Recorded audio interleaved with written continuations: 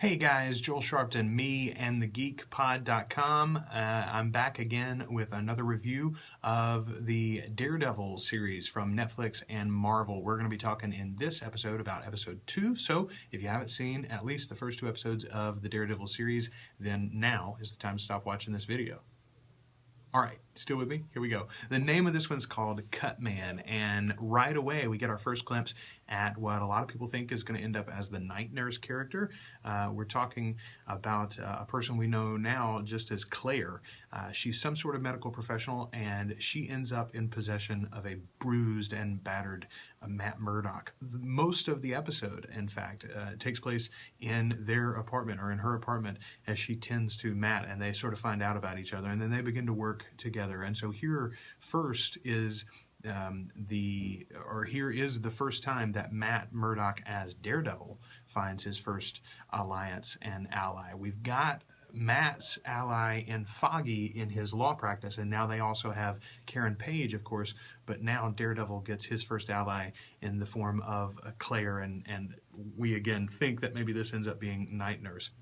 She is not okay with some of the methodology that Daredevil is bringing to this fight once she actually gets into it. And it's interesting, the back and forth as they toy with the guy on the rooftop about who and how far can you take this, and what's the right way to do it and what's the wrong way to do it. It's interesting already in the second episode for Matt to be sort of at least thinking about that question, and how far is too far, and at what point is he more criminal than vigilante.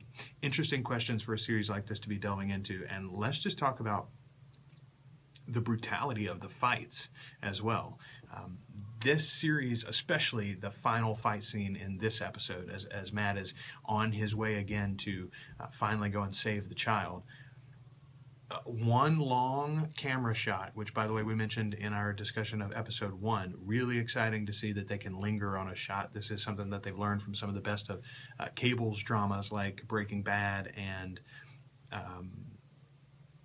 Better Call Saul or Mad Men. Let the camera linger on the space, and let us just see the action as it plays out in a very real way. And in some ways it adds to the brutality of the fights, the fact that we get to see them play out in very close to real time as opposed to the quick cuts that we might have gotten used to in so many other action films.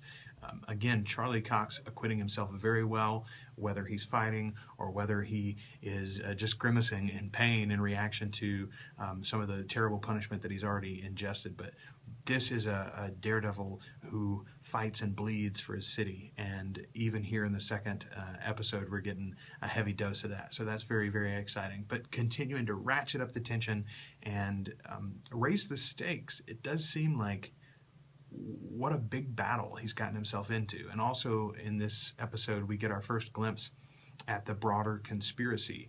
We see a couple of those other players that might be involved with whoever it is that's now moving in to take over Hell's Kitchen.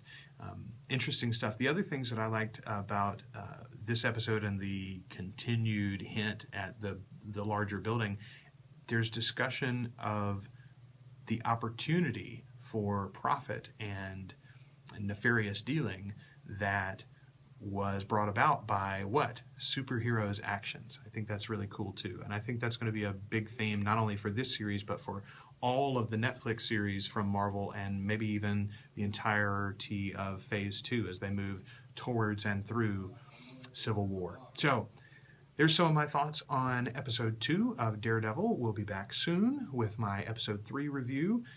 If you like these videos, make sure you subscribe to the page right there. Okay, thanks.